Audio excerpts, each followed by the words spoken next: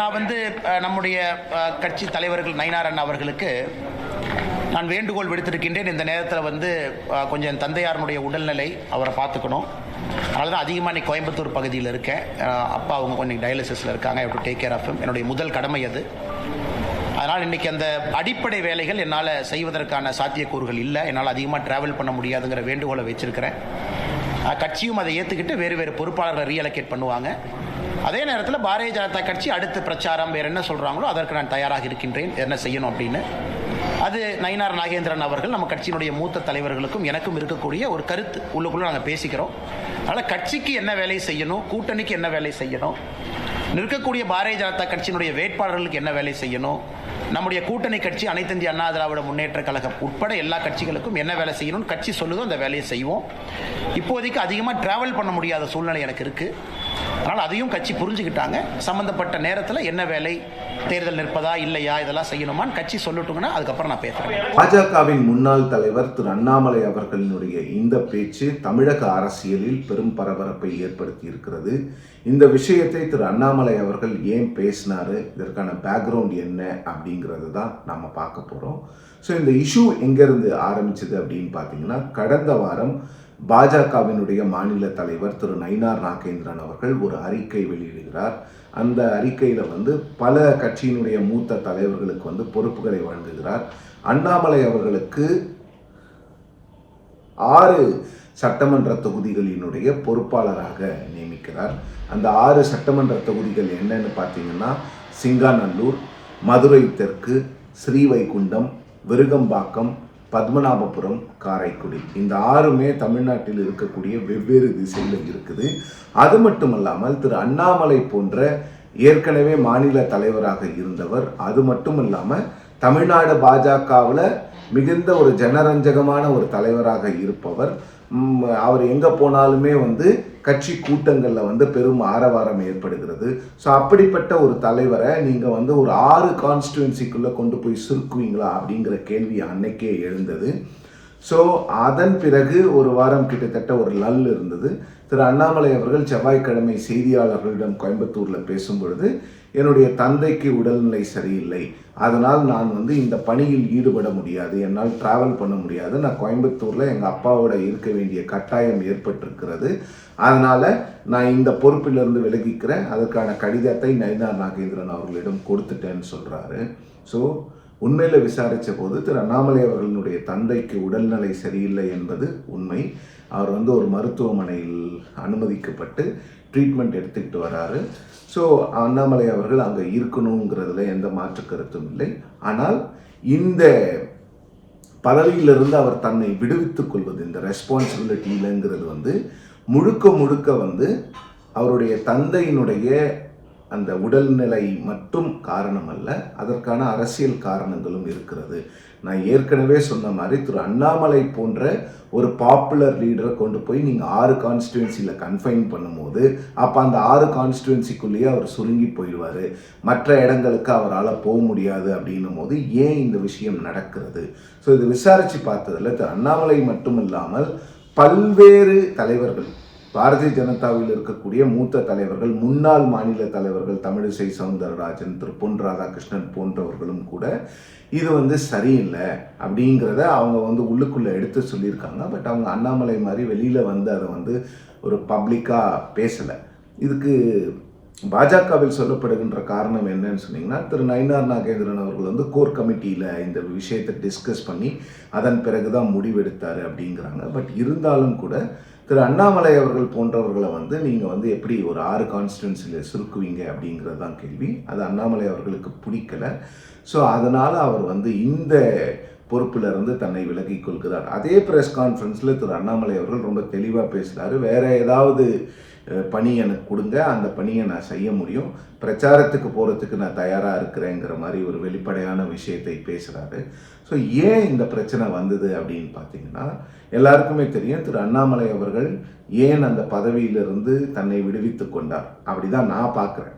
So கிட்டத்தட்ட 2023ஆம் ஆண்டு March மாதத்தில் சென்னையில் நடந்த ஒரு பாஜகவினுடைய ஒரு விழாவில் திரு அண்ணாமலை அவர்கள் ரொம்ப தெளிவாக சொல்கிறாரு, அதிமுகவோட கூட்டணி வைக்கக்கூடிய ஒரு நிலை வந்தால் நான் மாநில தலைவர் பதவியில் நீடிக்க மாட்டேன். ஏன்னா நான் வந்து கட்சியை ஒரு இண்டிவிஜுவல் பார்ட்டியாக கொண்டு போயிட்டு இருக்கும்போது நீங்கள் கட்சியை வந்து ஒரு பெரிய திராவிட கட்சியோட கூட்டணி வச்சிங்கன்னா அது வந்து எனக்கு சரியாக வராதுங்கிறாரு. 2024ஆம் ஆண்டு தேர்தலில் பாஜக தலைமையில் ஒரு கூட்டணியை முதல் முறையாக அந்த கட்சி அமைத்து போட்டியிடுகிறது. பாஜக சிம்பல்ல 24 இடங்களில் நிற்கிறாங்க. அந்த கூட்டணி 39 இடங்களிலும் வேட்பாளர்களை நிறுத்துகிறது. 18% வாக்குகள் வாங்குறாங்க. பாஜக மட்டும் 11.5% வாக்குகளை அவர்கள் வாங்குகிறார்கள்.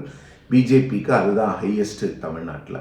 ஸோ அப்படிப்பட்ட ஒரு இடத்துல இருந்துட்டு நான் வந்து அதிமுகவோட நீங்கள் கூட்டணிக்கு போக மாட்டோம், நான் பதவியில் நீடிக்க முடியாது அப்படிங்கிற இடத்துல இருந்து அண்ணாமலை அவர்கள் தன்னுடைய இன்னெபிலிட்டியை கன்வே பண்ணுறாரு. ஸோ அவர் வந்து பதவியிலிருந்து அவர் வந்து ராஜினாமா செய்கிறார். அதன் பிறகு நயினார் நாகேந்திரன் அவர்கள் அதிமுகவிலிருந்து பாஜகவுக்கு வந்தவர்.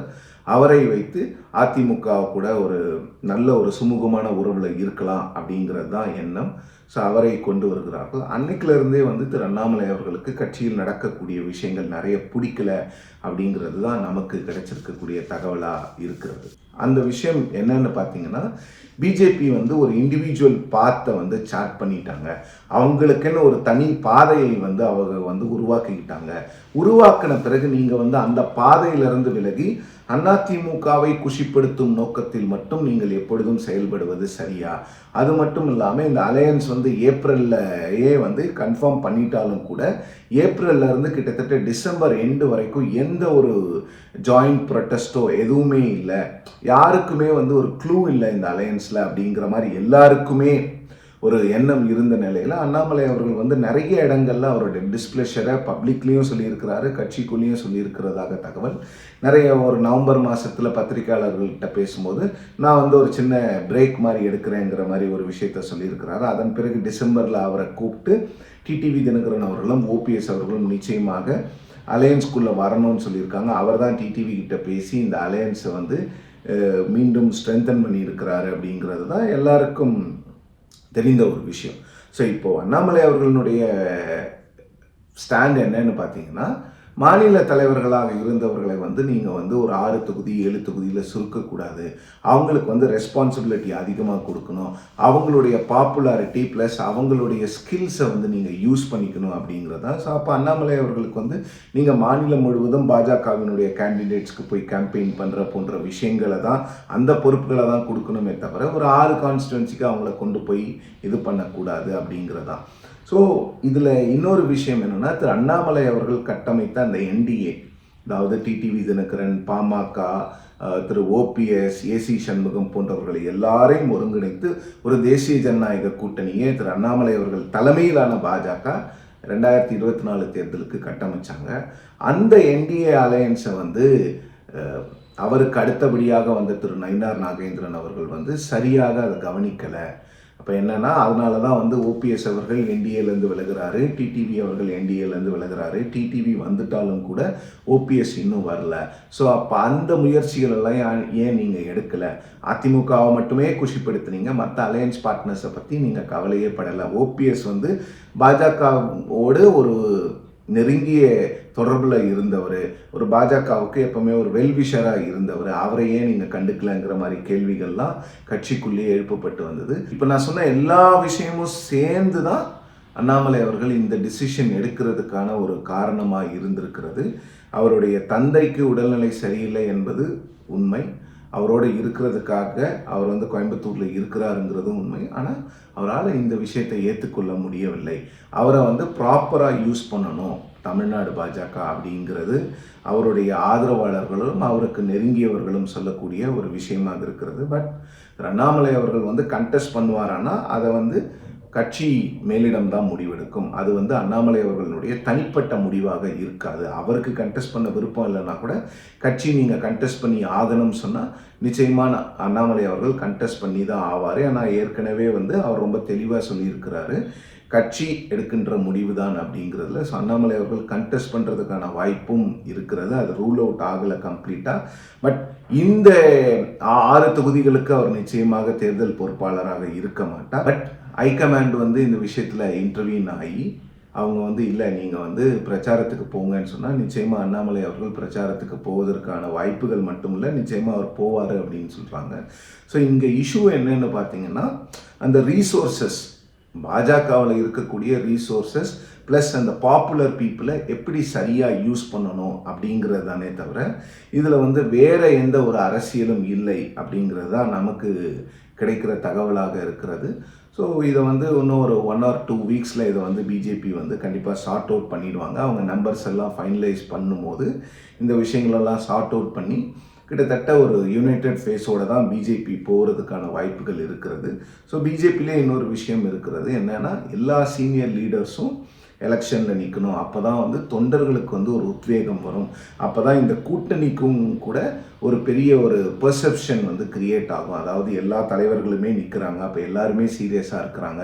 ஏன்னா ஏற்கனவே திரு டிடிவி தினகரன் அவர்கள் நிற்க மாட்டேன்னு சொல்லிட்டாரு. திரு அன்புமணி அவர்களும் நான் நிற்பதற்கான வாய்ப்பு இல்லைங்கிறத இண்டிகேட் பண்ணுறாரு. ஸோ அப்போ பிஜேபியிலையும் திரு அண்ணாமலை போன்றவர்கள் நிற்கலைன்னா அது அலையன்ஸ்க்கு வந்து ஒரு கரெக்டான ஒரு பெர்செப்ஷனை கிரியேட் பண்ணாது.